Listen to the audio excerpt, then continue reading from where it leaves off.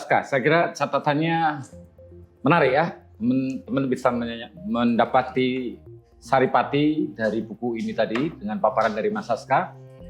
Izinkan saya meng-highlight beberapa catatan yang bisa saya sampaikan pada teman-teman sebelum kita nanti masuk di dalam talkshow, karena ada pendalaman yang perlu kita pertanyakan kepada Mas Aska, baik nanti dari saya maupun juga dari teman-teman sebagai bagian dari proses diseminasi dari pengetahuan kolektif dari warga untuk warga. Saya kira ini bagian dari cerita itu. Yang pertama berkaitan dengan buku ini mengambil satu terma yang menarik tentang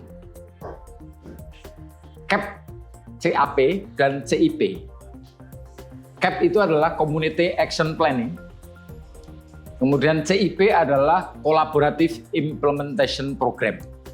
Ini di level bagaimana pendekatan, bagaimana rumah susun gotong royong itu bisa hadir lebih karena kerja-kerja grassroots akar rumput yang senyap.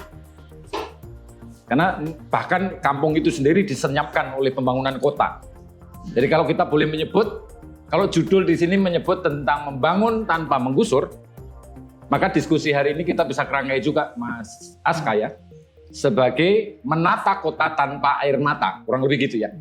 Ini sebuah kondisi yang saya kira, saya tadi mengawali cerita tentang bagaimana buku ini lahir dari 10 tahun perjalanan yang traumatik, tetapi juga ada kehancuran ekonomi yang dirasakan warga. Nanti kita akan tanyakan kepada Mas Aska dimensi itu. Ada dua aspek yang kita akan tanyakan tentang bagaimana social trauma itu ditangkap oleh sejumlah intelektual organik dari berbagai institusi.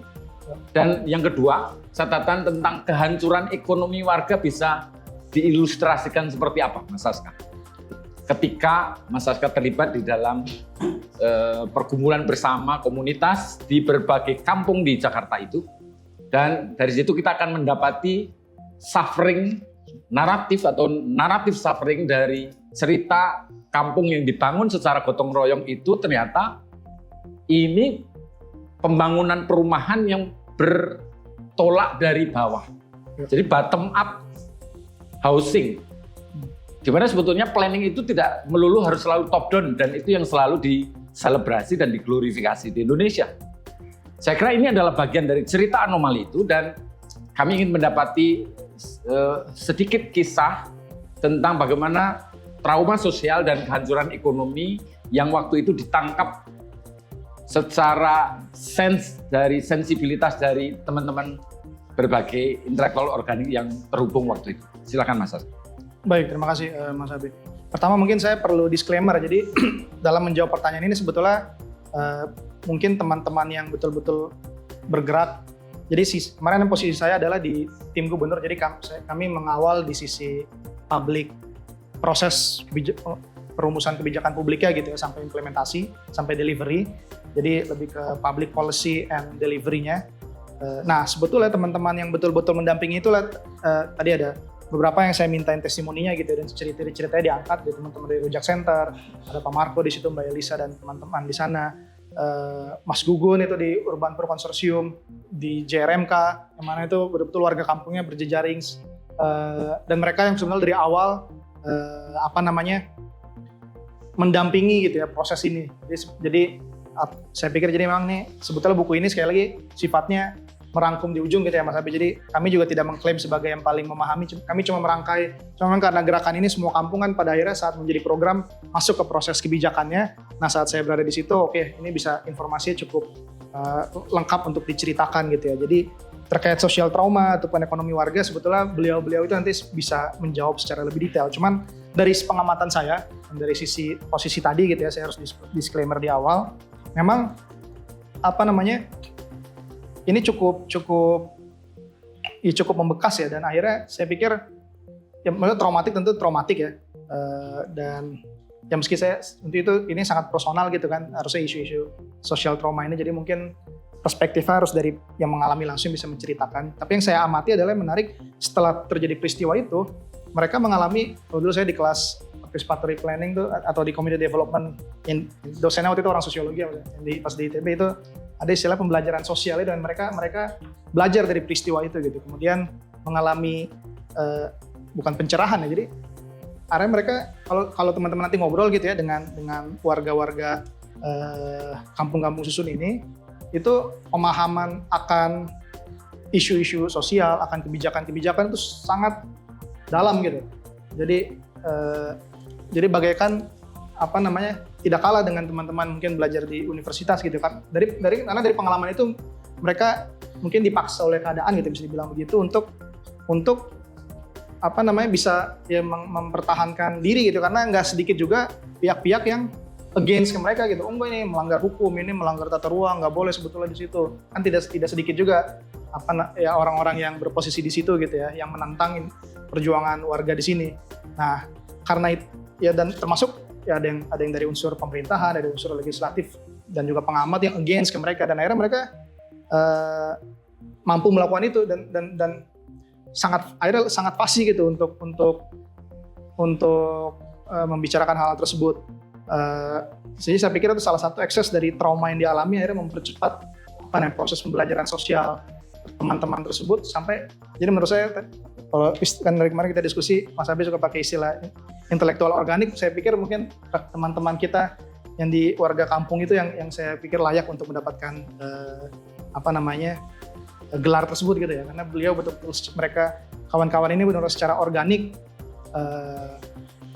tertuntut untuk menjadi intelektual gitu dalam tanda kutip, untuk mensukseskan perjuangannya, dan termasuk ya ekonomi pun sama gitu ya. Jadi memang ya penggusuran ini sangat mengganggu penghidupan ekonomi, dan salah satu alasan kenapa menolak sebetulnya kan saat penggusuran terjadi ditawarkan oleh pemerintah provinsi saat itu untuk ke rusun yang jaraknya kurang lebih 20 km, kalau tidak salah ya. Jadi waktu itu kan sehingga makanya saat itu kalau kita baca beberapa kutipan gitu ya, Pak Gubernurnya saat itu sangat confident, enggak, ini sangat layak, orang sudah kita bikinin rusun gitu, sangat lebih layak daripada rumah-rumah yang di kampung sebelum digusur itu. Jadi beliau punya keyakinan itu saat itu. Jadi, makanya beliau gusur, dan beliau merasa ini ada TV-nya, ada bahkan saya lupa kalau di salah statementnya tuh, ini maksudnya saya juga mau kalau ini emang rumahnya itu sangat inilah dari kacamatanya beliau saat itu gitu ya, kalau saya baca beberapa kutipan di media. Tapi nyatanya kan yang paling memahami warga sendiri ya, karena saya pikir unsurnya emang ekonomi warga, livelihoods itu tidak bisa dilepaskan dari ruang. Ini penting ya. Jadi mereka punya koneksi yang sangat tinggi dengan spatial space di mana mereka hidup gitu. Nah, aspeknya banyak, apakah ya mungkin kalau kita detailkan gitu ya, apakah ada yang nelayan ya, tentunya berarti kapal, dia harus dekat laut, harus dekat kapalnya, sesederhana seperti itu ya kalau kita uraikan satu persatu. Ada yang berdagang, dia biasa ada pasarnya di sekitar situ, konsumennya di sekitar situ, dan seterusnya. Itu banyak sekali kalau kita lihat case by case, cuman kurang lebih gitu, sehingga akhirnya datanglah muncul dari pendekatan Community Action Plan dan Collaborative Implementation Program, CAP-CIP kita nyebutnya, karena kita gimana caranya, tadi bagus sekali kata-kata ya, menata kota tanpa air mata ya Mas Abi. Jadi gimana itu terjadi, dalam artian kan sehingga gimana kota berkembang tanpa menimbulkan trauma, dan bagaimana ekonomi warganya bisa terus berlanjut gitu. Seperti itu. Yap. Saya kira catatan ini saya tidak bisa mengelak dari catatan sejarah, dan sejarah nggak bisa dihapus sebetulnya. Dan saya harus mengatakan, kalau tadi Mas Aska bilang selalu yang menjabat ketika itu, teman-teman tahu nggak siapa yang menjabat ketika itu? Izinkan saya, ini bukan dari saya, tetapi ini saya harus membaca fakta sejarah, dan sejarah nggak boleh dihapus. Jadi berdasarkan data empiris Lembaga Bantuan Hukum Jakarta ketika itu, di mana waktu itu pemerintahan gubernurnya adalah Ahok. Dalam eskalasi konflik agraria perkotaan DKI ketika itu tercatat sangat masif terjadi penggusuran. Dan tentu saja ada kampung pulau, Bukit Duri, Kalijodo, kampung Luar Batang, Pasarikan, hingga kampung akuarium. Jadi sudah disebutkan ada kampung akuarium. Pada tahun 2015, jadi 2 tahun berturut-turut itu adalah masifnya dan eskalasi penggusuran itu terjadi. Pada tahun 2015 tercatat 113 kasus penggusuran paksa yang berdampak langsung pada hilangnya tempat tinggal sebanyak 8.145 keluarga. Bisa dihitung ya, kalikan 4 coba. Serta hancurnya 6.283 unit usaha informal masyarakat. Nah, kondisi ini pada tahun berikutnya lebih gila lagi.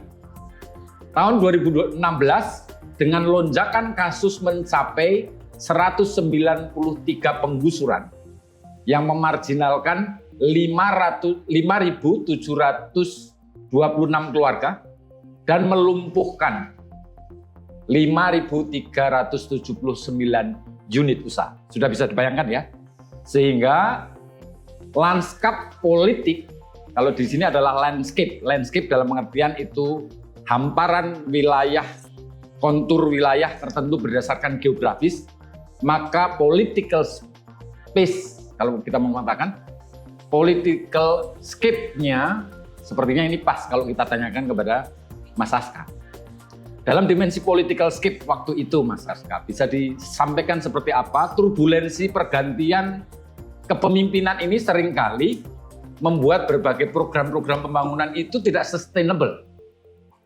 Suka-suka dari pemimpin politik ini punya program apa, kendati pun sebelumnya mungkin dari pemimpin politiknya itu bagus, ketika itu tidak sejalan dengan visi misi kepala daerah berikutnya, lalu kemudian itu disingkirkan atau sebaliknya. Tentu saja ini menjadi sebuah turbulensi setiap 5 tahunan politik elektoral cukup mengganggu. Sejauh mana refleksi Mas Aska melihat inkonsistensi political leader di pemerintah daerah maupun nasional hari ini dalam konteks membaca ke depan tentang bagaimana mungkinkah membangun tanpa menggusur ini bisa menjadi sebuah best practice yang bisa dicangkokkan di dalam berbagai political leader ke depan. Silakan Mas Aska. Baik, ini Mas Abe, ini pertanyaan yang menantang ini. Tapi ini berarti sifatnya analisis kalau ini ya. Jawaban saya. Karena memang ini disclaimer lagi, saya juga baru bergabung itu waktu itu di tim gubernur 2019. Jadi saya tidak mengalami first hand proses politik di 2016-17 itu saat election di dalam konteks ini yang di buku ini di Jakarta terjadi. Tapi saya sering dapat cerita dari senior-senior saya yang terlibat di situ, dan plus yang sebagai pengamat dari jauh ya. Waktu itu saya lagi S2 karena pas lagi rame-ramenya itu di Pilkada DKI, saya mengamati dari jauh. Tapi memang begini, pertama tadi kan soal sustainability, keberlanjutan kebijakan, tapi menurut saya faktornya memang lebih ke arah desain desain sistem politik kita, yang mana memang kepemimpinan kan via election per 5 tahun. Jadi kalau dulu kami mengalami dari dalam gitu ya, memang itu mau nggak mau time frame-nya itu 5 tahun gitu. Dalam artian tentu kita berusaha berkelanjut. Ada di setiap daerah itu ada RPJMP ya, rencana pembangunan jangka panjang gitu misalnya. Itu 20 tahun. Kita juga menyusun namanya, itu yang pembangunan. Kalau yang spasialnya kita ada namanya RT/RW, rencana tata ruang dan wilayah, itu 20 tahun juga.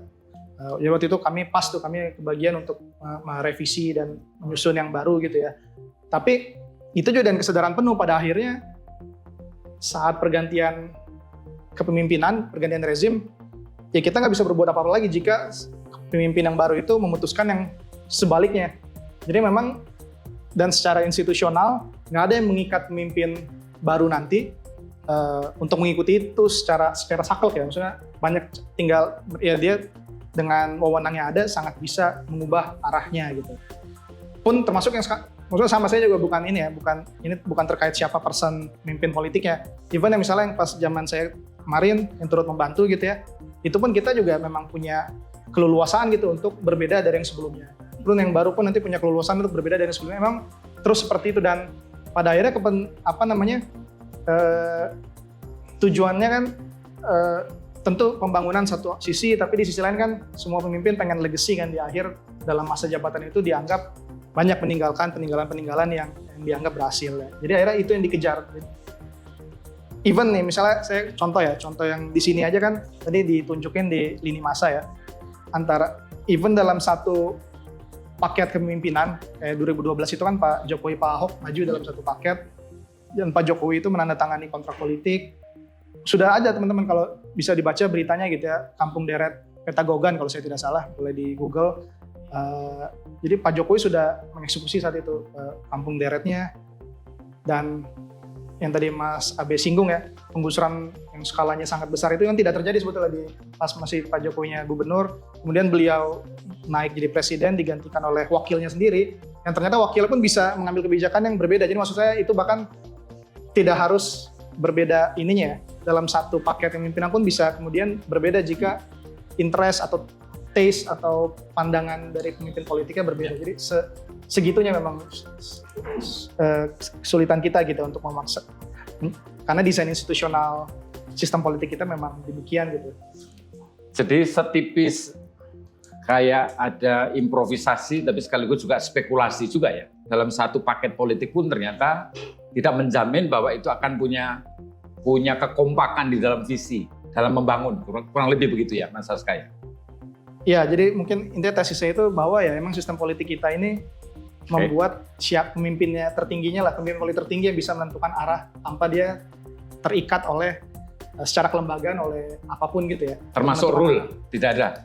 Tapi rules tentu rules ada ya. Jadi maksudnya dia tentu tidak bisa melanggar hukum-hukum. Cuman dalam sisi pembangunan ini kayak rencana-rencana pembangunan itu sifatnya indikatif dalam artian kan begitu ya. Jadi dia bisa dalam mengeksekusinya nanti bisa diarahkan sesuai dengan arah yang diinginkan oleh pemimpin politik tertingginya gitu.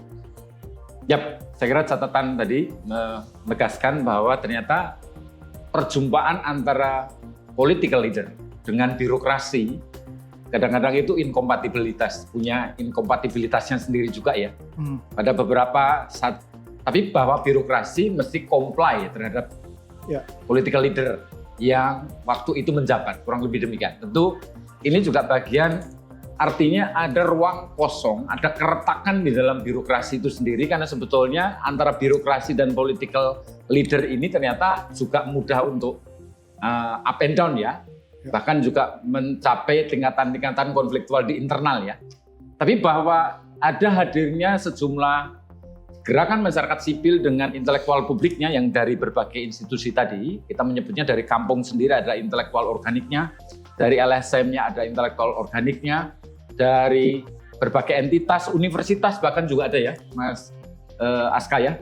Jadi berkontribusi secara pro bono, berkontribusi secara kolektif kolegial, untuk mendorong tentang percepatan bagaimana pembangunan perumahan secara gotong royong itu bisa terwujud segera.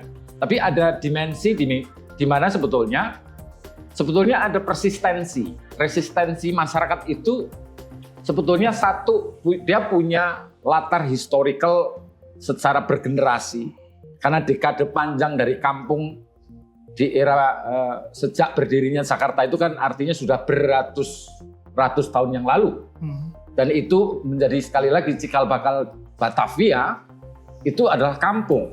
Maka kalau kemudian itu dicermati kembali, sesungguhnya formasi kampung di mana mereka itu punya historical background, tetapi juga ada ekonomi maupun juga politik dalam konteks relasi perkampungan, relasi kuasa di dalam kampung-kampung itu sendiri. Mereka persisten melakukan resistensi itu, sesungguhnya dia tengah memperjuangkan ruang dirinya, ruang komunitas, tetapi juga ruang kolektif kolegial dalam satu lanskap politik kampung itu ya. Nah tentu ada satu dimensi yang tadi barangkali perlu detail. Nah, karena ini berkaitan dengan ilmu sosiologi atau ilmu sosial humaniora, kita punya satu kata kunci, Mas Aska. Jadi ada bagaimana kita membaca tentang keadilan spasial bagi masyarakat warga kampung ini, sehingga dia punya ruang-ruang yang dihidupi dalam keseharian itu sebagai bagian di dalam formative identity mereka. Jadi ada formasi pembentukan identitas masyarakat kampung itu sebagai kedirian mereka, sebagai identitas mereka. Dan juga historical review itulah yang menjadi penting. Kenapa misalnya? Karena beberapa wilayah ini, saya kira kita perlu highlight, ini adalah beberapa wilayah yang masuk di dalam cagar budaya ya. Yang nanti saya kira ini ada memori kolektif yang tidak bisa dengan semena-mena disingkirkan, dieksklusi, dimarginalisasi, atau bahkan disenyapkan, atau mungkin bahkan dilenyapkan. Nah tentu ini dalam kita kalau menyebut sebagai heritage, sebagai the common, dalam konteks ini sebetulnya heritage bisa dibaca sebagai kekayaan bersama milik bangsa. Kalau kita sebetulnya bicara the common tadi, kan ada dua tokoh yang bicara tentang satu tragedi of the common itu adalah Gareth Hardin, tadi Mas Aska sudah menyebutnya. Kemudian yang kedua ada governing the common, itu Elinor Ostrom. Yang satu maupun dua, satu geografi maupun juga ahli lingkungan tapi juga ekonom.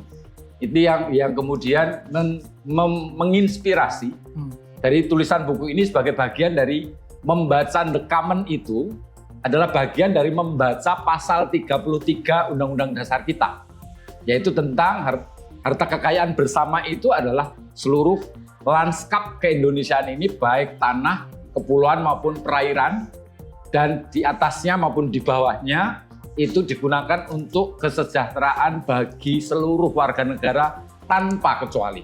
Tentu dimensi spasial itu barangkali kita perlu artikulasi lebih dalam lagi, kira-kira Mas Aska. Siap. Oh, ini mantap, tajam sekali pertanyaannya Mas. Saya coba ini ya, coba tanggapi. Mungkin dari yang pertama dulu ya Mas Abe ya. Ya. Saya coba mulai dari yang tadi kan di awal disinggung terkait dengan political leader dan birokrasi. Jadi emang ini betul. Jadi karena memang posisi kami saat itu, maksudnya saya juga turut terlibat gitu ya, sebagai salah satu anggota biasa aja saya, cuma di tim gubernur itu.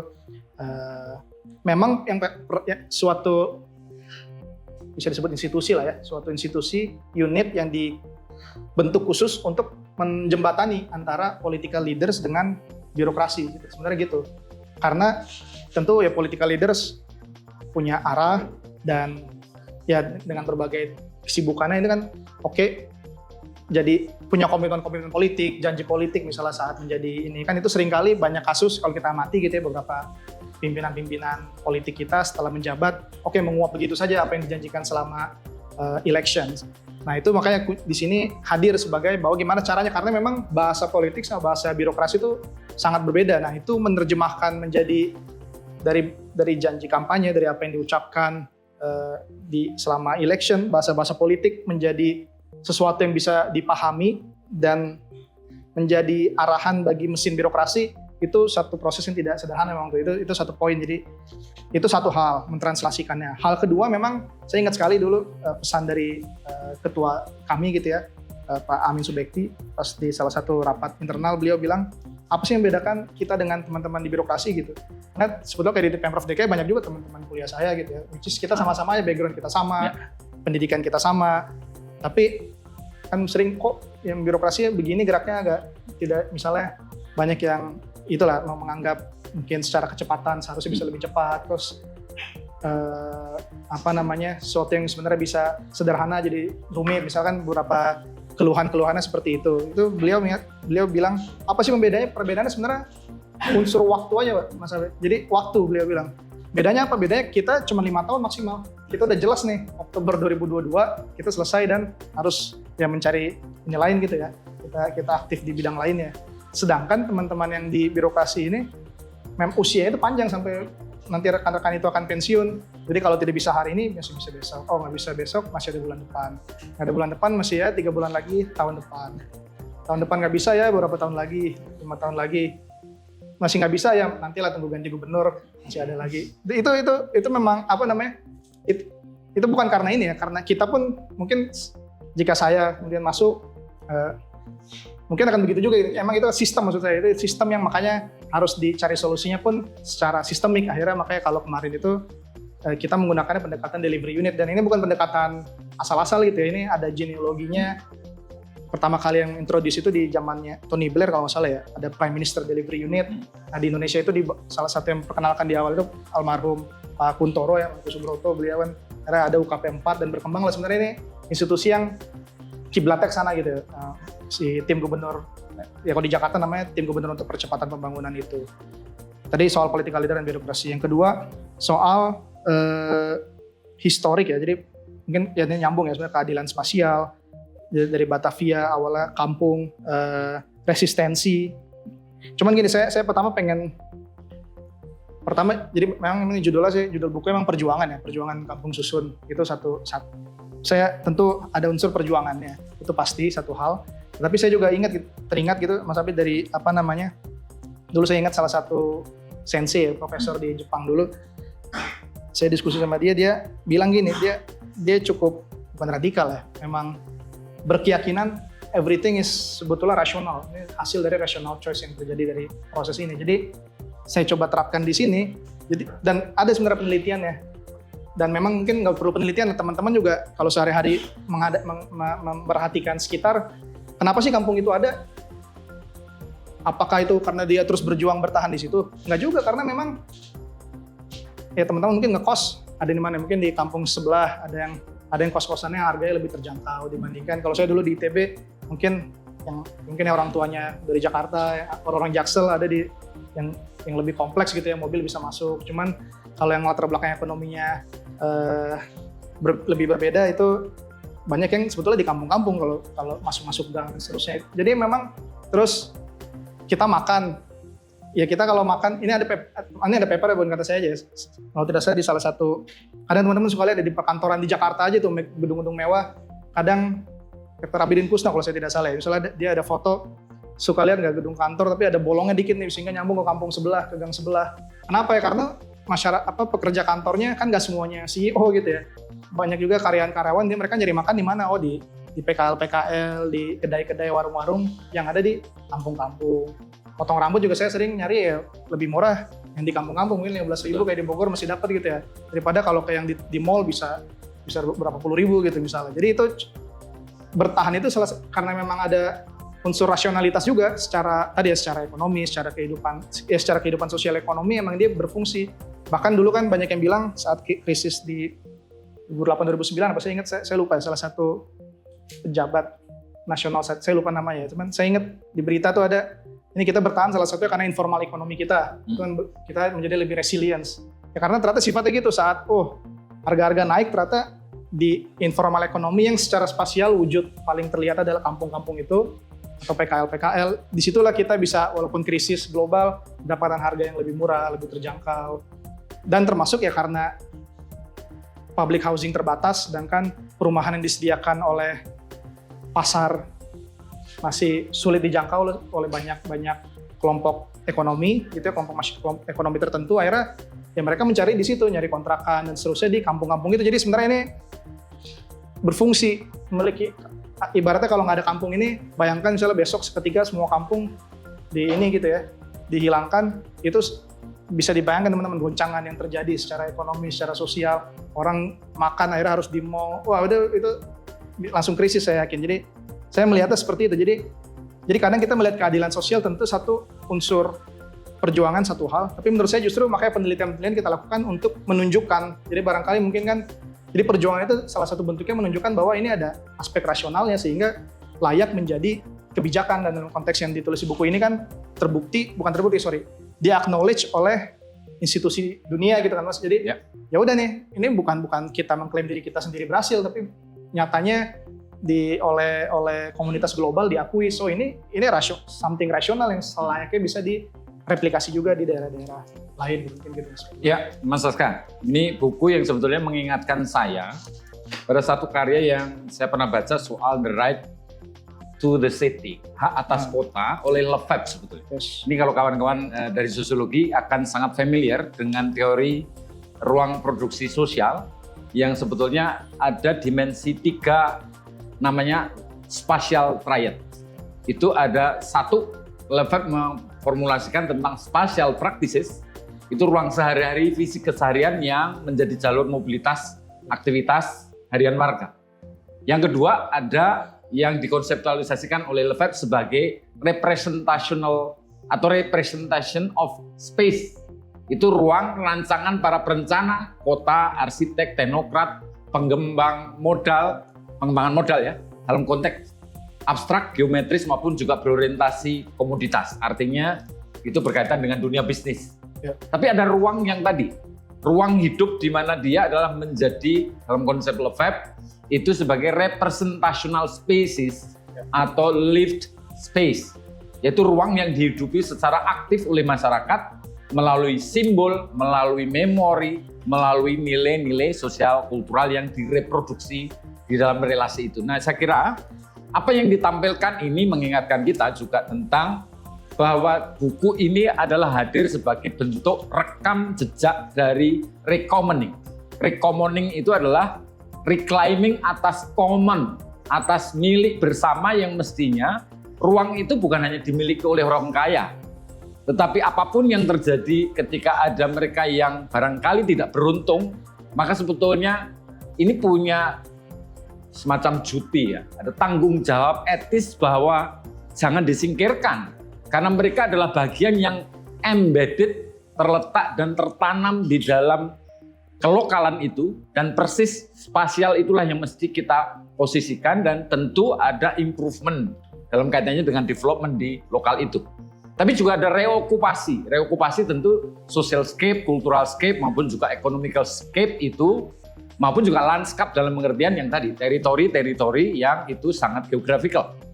Dan saya kira ini menandai bahwa kita meyakini Mas Askaya sejak diskusi awal tadi bertemu, bahwa sosiologi punya irisan yang sangat kuat berkaitan dengan planologi dengan PWK, perencanaan wilayah dan kota. Tentu saja dimensi ruang spasialitas inilah yang sesungguhnya cerita tentang pergerakan masyarakat kampung merebut kembali identitas maupun juga kepemilikan kolektif mereka dengan mengokupasi kembali scape-scape yang ada tadi, menjadi bagian dari, itu adalah bagian identitas yang melekat, dan itu adalah bagian struggling dalam proses perjuangan mereka merebut kembali ruang-ruang bersama mereka. Tentu ini kurang lebih catatan yang bisa disampaikan demikian Mas Aska, tetapi teman-teman pasti ada 15 menit kita punya ruang bagi teman-teman untuk membuka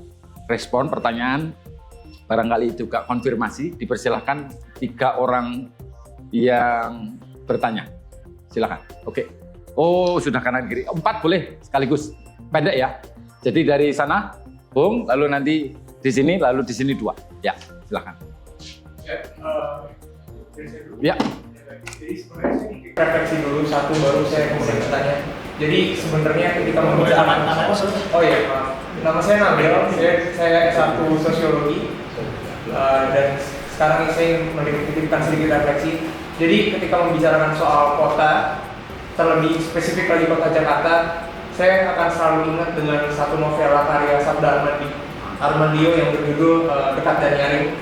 Jadi Dekat dan Nyaring ini membicarakan soal orang-orang yang tinggal di sebuah gang namanya Gang Patos yang kemudian diancam oleh seorang polisi akan hendak digusur.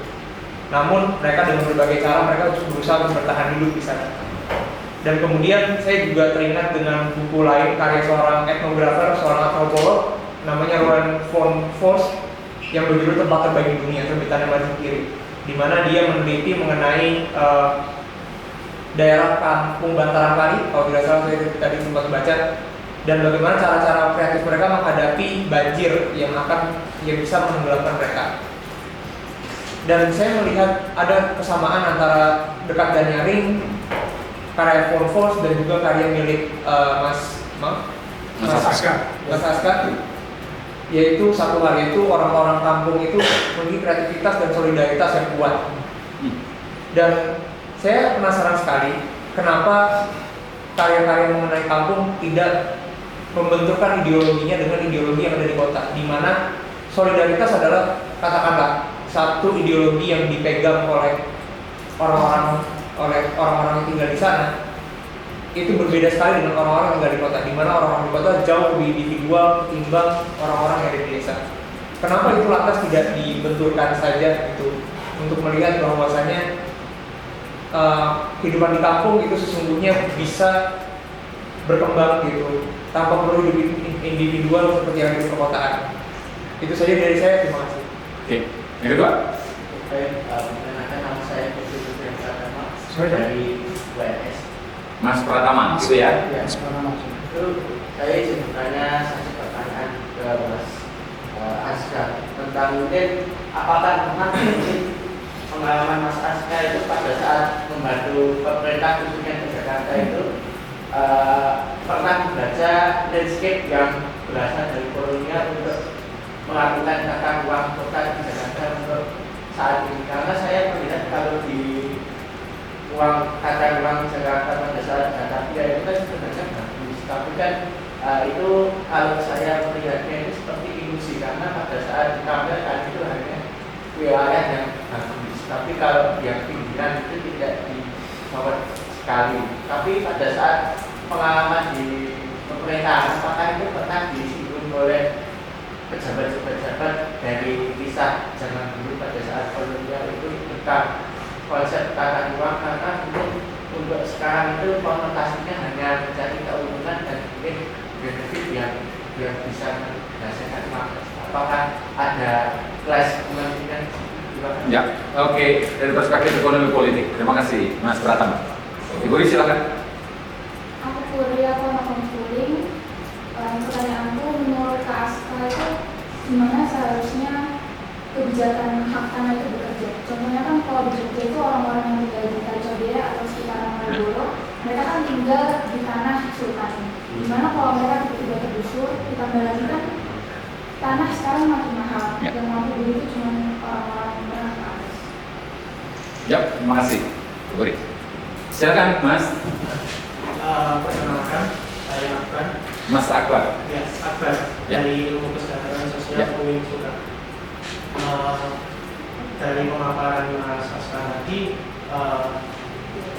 saya pernah mengetahui satu pendekatan dari yang sering dilakukan perusahaan, yaitu CSR atau Corporate Social Responsibility, di mana dalam pendekatan ini perusahaan atau korporasi itu berusaha menyelaraskan agar dampak dari industri kita berikan masyarakat.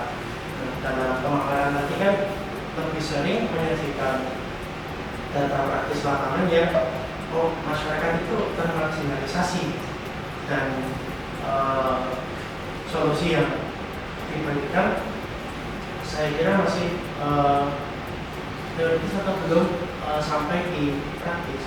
Bagaimana menurut Mas Aska dengan pendekatan ini? Apakah ada kontradiksi dengan visi misi yang dibawa CSR agar masyarakat itu bisa tidak diberikan perusahaan dengan pendekatan yang baik? Karena selama ini kan dari banyaknya korporasi kan membawa kolaborasi juga dengan pemerintah agar lingkungan ataupun bidang-bidang kita justru mereka tidak merugikan, sementara kenyataannya itu kan sangat berat sekali. Ya, terima kasih Mas Akbar. Catatan dari Mas Akbar demikian. Jadi ada 4 penanya, silakan Mas Aska langsung saja dari Mas Nabil, Mas Pratama, Mbak Buri dan juga Mas Akbar. Baik, saya mungkin dari yang Mas Pratama dulu kali ya, terkait tadi yang kolonial ini menarik ya Mas. Dengan Mas bilang, ya mungkin kalau kita di di media sosial kan suka video-video lama Kota Batavia. Ini saya pas tesis memang kebetulan mengakses beberapa peta lama gitu. Itu sebenarnya bisa dibeli dari Leiden ini kan, peta-peta saat kolonial saat itu. Dan jadi menarik ini betul. Jadi bahwa yang memang disorot kalau teman-teman barangkali di Instagram, di Facebook, di media sosial suka ada video-video lama itu. Ini kalau kita lihat peta lama Jakarta nih, itu yang merah-merah ini nih, itu yang saya bilang, makanya itu yang bagian-bagian yang kemudian persepsi umum kita, barangkali mungkin mayoritas pengambil kebijakan juga gitu ya, bahkan masyarakat in general, yang kita sebut kota itu ini gitu, daerah-daerah yang di Belanda bangun dulu gitu. Termasuk bahkan mungkin dalam keseharian gitu ya, ini teman-teman sosiologi mungkin mengamati ini ya, interaksi-interaksi yang saya ingat dulu, misalnya saya sendiri kan ya mungkin bisa dibilang dari kelas yang kalau dikelompokkan, ya ibu saya dosen kebetulan gitu ya di Bogor di IPB, jadi kami tinggal di perumahan dosen gitu.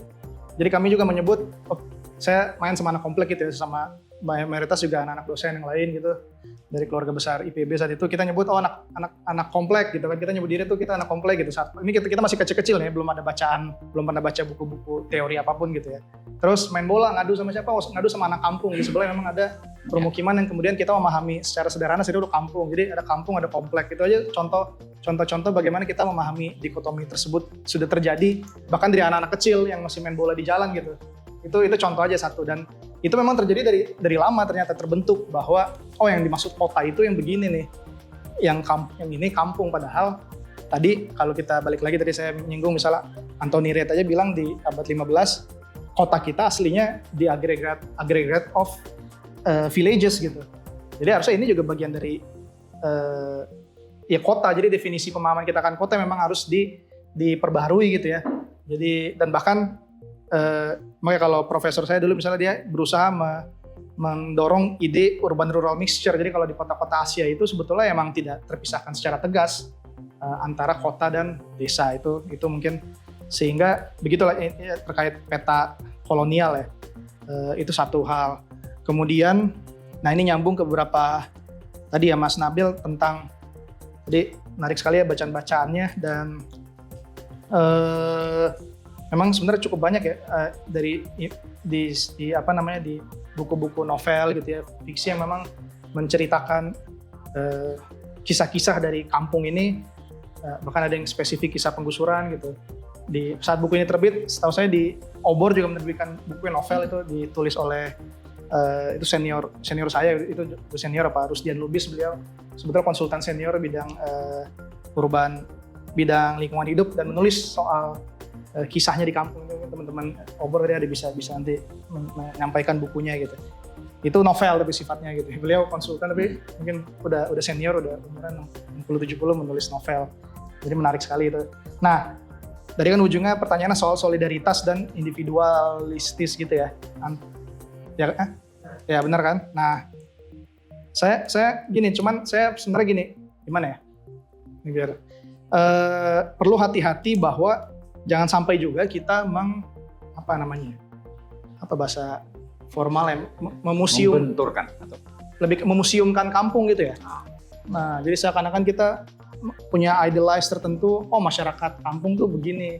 Sebagaimana mungkin dulu para orientalis melakukan hal yang sama terhadap masyarakat di timur gitu kan. Kalau baca misalnya bukunya Edward Said kan, beliau mengkritik itu kan. Jadi seakan-akan itu statis gitu. Ada kita sebagai, saya nggak tahu ya kalau masnya mungkin masnya dulu tinggalnya di komplek apa di komplek misalnya kan. Jadi mungkin saya sendiri mungkin pada masanya sempat terjebak seperti itu karena kita yang tinggal di komplek merasa seharusnya begini, dan kita akhirnya bikin idealisasi atas kampung gitu. Kampung tuh gini, ada interaksi sosial. Seakan-akan kita lebih individualis, seakan-akan misalnya tadi kan individualis, solidaritas. Seakan-akan kawan-kawan kita di kampung nggak butuh privacy, kan padahal butuh juga privacy, sama aja sama kita gitu kan.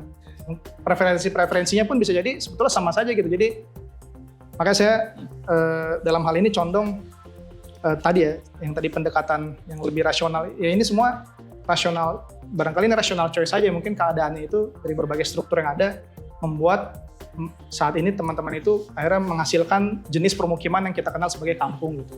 Cuma pasti di baliknya itu ada penjelasan-penjelasan yang bisa kita jelaskan secara rasional. Saya mungkin pendekatannya lebih seperti itu, sehingga jadi solidaritas pun jangan kita dikotomikan hanya untuk masyarakat di kampung, masyarakat yang tinggal di tadi dalam kutip komplek-komplek pun seharusnya perlu bersolidaritas juga gitu kan dalam isu-isu tertentu. Jadi mungkin pemahaman saya begitu ya kalau terkait ini.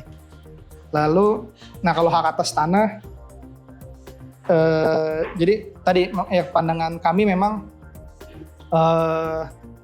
maka ini memang sesuatu yang kompleks ya. Saya cuma harus disclaimer spesifik yang terkait yang di Jogja, saya belum mempelajari secara mendalam gitu, jadi belum berani untuk berkomentar secara spesifik di situ. Cuman sekali lagi secara garis besarnya yang tadi saya sempat singgung ya, memang ini mungkin bahasa sederhana, ini adalah sistem agraria kita terutama di kota itu tidak bisa dilihat memang secara hitam putih murni. Jadi mungkin kata kuncinya itu ya. Jadi saat di sekitar satu parsel lahan, suatu space teritori tertentu, kalau kita dalami barangkali kita tarik genealoginya gitu ya ke belakang, mungkin pada waktu tertentu dia pernah ada hak atas tanah versi apa, misalnya zaman kolonialnya. Sebelumnya barangkali ada hak atas adatnya. Setelah pemerintahan nasional ada lagi barangkali dari BPN, dan itu yang menyebabkan kompleksitasnya terjadi gitu ya. Misalnya, dan ini terjadi di mana-mana. Saya kalau di Jogja belum berani berkomentar, cuma misalnya saya di kampung halaman saya gitu di Sumatera Barat misalnya, Pak. Kan kami ada tanah gitu di kampung kami di daerah Pariaman tuh misalnya, di Rumah Gadang. Itu sampai sekarang masih hak adat tuh. Jadi saya nggak tahu nih makanya apakah harus mengurus ke BPN, kan mungkin harus segera, karena saya baca berita katanya tahun ini mau tidak ada akui lagi. Nah itu contoh-contoh kompleksitas. Terus apakah berarti ini kan konteksnya nih, apakah pemerintah boleh menggusur tanah itu karena secara hukum nasional belum ada SHM gitu. Nah ini contoh aja nih, contoh sederhana bahwa ini tidak sesederhana itu kan. Padahal ini tanah adat nih dari bertahun-tahun, dari bergenerasi-generasi, itu contoh. Jadi kurang lebih seperti itu. Termasuk yang terakhir ini lebih ke CSR ya, betul, CSR. Dalam konteks Pembangunan infrastruktur, Community Action Plan-nya tadi ya. Itu sejalan nggak? Kaitannya dengan CSR dan Community Action Plan itu sebetulnya sejalan nggak sih? Bisa tidak untuk diikut sertakan di dalam konteks itu? Iya. Kurang lebih begitu Mas Akbar ya? Ya. Siap Mas Akbar ya. Jadi ya sebetulnya ini soal CSR nih, saya harus hati-hati karena pemahaman saya ini sebenarnya objek kajian sendiri kan Mas. Iya. Tadi kan mungkin Mas Abe yang meneliti soal NGO gitu lebih dalam, kan ada kritik-kritik juga gitu kan. Jadi sebenarnya ini maksudnya ini satu topik tersendiri yang saya juga belum sebenarnya nggak masuk situ, sehingga tidak bisa bicara banyak juga. Tetapi memang dalam CIP kemarin utamanya memang aktornya saat itu pemerintah ya, kan itu program pemerintah. Tetapi maksudnya tidak menutup kemungkinan sebetulnya jika ada keterlibatan bahwa private sector pun bisa memiliki social impact kan sebetulnya. Jadi tinggal gimana kita manage atau menginstitusionalisasikan itu gitu. Yang sejauh ini model emang CSR ya, cuman sebenarnya itu barangkali bisa dikembangkan lebih lanjut. Mungkin gitu. Baik, ada dua isu yang Mas Aska tidak bisa dengan spesifik menjawab. Soal pertama adalah reforma agraria di Jogja. Ini soal pertama, sehingga memang tentu karena memang punya spesifikasi dan speciality dalam konteks itu, maka Mas Aska tidak berani merespon soal itu karena memang satu belum melakukan kajian, tapi yang kedua memang ini problem di Indonesia tentang reforma agraria yang sampai hari ini belum selesai. Kalaupun toh diperlakukan kemarin, konon katanya demikian, tapi sesungguhnya itu sangat partikular, sangat parsial. Sehingga itu bukan reforma agraria yang dimaksudkan. Itu catatan kedua. Yang kaitannya dengan Mas Akbar berkaitan dengan CSR, ya dalam konteks ini memang secara spesifik apa yang ada di buku ini tidak menyentuh CSR. Barangkali ada beberapa di balik layar barangkali ya. Tentu saja ada kontribusi di situ, mungkin sangat possible bahwa itu juga dimungkinkan ya. Sejauh bahwa kemudian itu tidak mengikat untuk kepentingan dari korporasinya itu sendiri. Ketika kemudian kami membayangkan ya bahwa kalau kemudian pemerintah daerah sendiri punya kebijakan, ketika itu ada forum CSR dan itu memang bisa ditempatkan sebagai dana yang bisa digunakan secara affirmative action untuk membantu pemukiman, saya kira possible aja. Tentu ini dengan berbagai persetujuan secara legitimate dari aktor-aktor politik yang di level lokal maupun juga level regional, sehingga itu sepertinya sangat dimungkinkan Mas Akbar. Jadi catatannya kurang lebih demikian. Walaupun memang diakui tadi secara CSR kita tidak membahasnya karena memang di dalam praktik buku ini memang tidak terceritakan secara khusus itu mengkaji soal CSR. Saya kira demikian. Saya boleh nambah sedikit? Ya, silakan Mas. Jadi teringat nih, sorry. Jadi tapi barangkali mungkin pertanyaan itu bisa bukan soal CSR-nya, tetapi kan kalau kita tarik lebih dalam soal bagaimana apakah ada peran private sector di situ kali Mas ya. Mungkin begitu ya, Mas Akbar ya. Jadi, nah kalau kita tarik ke esensinya seperti itu, jawabannya sebetulnya bisa dikatakan ada nih. Memang ini saya pikir disinggung atau some extent karena kampung-kampung ini terbangunnya oleh dana kewajiban pengembang itu. Jadi kan nah itu nanti bisa ada regulasinya, dan itu memang jadi itu contoh kontribusi dari sektor private. Selain tentu pajak, itu satu aspek ya, mereka berusaha dan ada pajaknya. Tapi kalau di kota besar seperti Jakarta ini ada kewajiban-kewajiban lainnya yang timbul dari tata ruang. Jadi misalnya di intensitas ruang, jika dia mendapat lebih itu dia harus bayar kewajiban tertentu, atau setiap dia bangun apartemen harus kewajiban menyediakan rusun publik itu di undang-undangnya diatur. Nah itu, dan akhirnya salah satu wujudnya nih kampung susun terbangun oleh pendekatan seperti itu. So bisa kita jawab bahwa terus ada gitu ya, ada perannya juga gitu dalam hal ini. Yap. Demikian Mas Akbar. Ya, teman-teman sekalian, sepertinya waktunya membatasi kita untuk bisa berdiskusi lebih banyak. Nanti kita lanjutkan di luar sambil bercengkrama dengan Mas Aska untuk barangkali mengenal lebih lanjut dan barangkali ada yang tertarik untuk secara personal nanti punya kajian yang sama. Saya kira itu menjadi penting. Tapi izinkan saya memberikan catatan rangkuman dari seluruh proses rangkaian kita selama 1,5 jam ini. Jadi apa yang kita lakukan dengan diskusi dan diseminasi buku ini tadi, tinjauan terhadap buku Membangun Tanpa Menggusur itu adalah bagian dari penegasan bahwa konsep membangun perkotaan yang humanis dan kolaboratif, partisipatoris, tanpa kekerasan, penggusuran bukanlah gagasan teoretik yang utopis. Ini pernah terjadi di negeri ini. Pernah terjadi di kota Jakarta, di kampung di mana ini adalah saksi sejarah dari pembangunan alternatif yang bottom up, yang kolaboratif, yang partisipatoris tadi. Dan pengakuan dunia nampaknya, mata dunia jatuh juga pada pilihan bahwa struggle, perjuangan dari warga di kampung itu tadi mendapatkan sebuah atribut yang sangat prestisius dari World Habitat Award tahun 2024 atas keberhasilan kampung susun akuarium menjadi bentuk dari pembuktian empiris bahwa penataan pemukiman kumuh berkepadatan tinggi itu dapat diselesaikan secara beradab, tentu dengan keadabannya, melalui keterlibatan warga, melalui partisipasi banyak pihak, dan tentu saja dengan subjek perencana, mereka lah yang menjadi subjeknya. Jadi mereka bukan lagi objek pembangunan, tapi mereka lah subjek-subjek perencana yang prioritas memposisikan seperti apa tata kelolanya, dan mereka sangat menentukan soal desain dan juga detailing atas berbagai lanskap maupun juga scape-scape yang lain. Sayangnya ada terjadi keprihatinan mendalam atas konflik administratif seringkali, eksklusi warga di kampung, misalnya di berbagai kampung di Jakarta dan di tempat lain, kota-kota yang sudah mengalami peningkatan eskalasi menjadi kota metropolitan, menunjukkan ada rapuhnya keberlanjutan program penataan partisipatif ini. Tentu ini catatan yang masih sampai hari ini kita bahkan tadi juga Mas Aska sepakat bahwa seringkali kebijakan itu sangat bergantung kepada diskresi politik personal kepala daerah.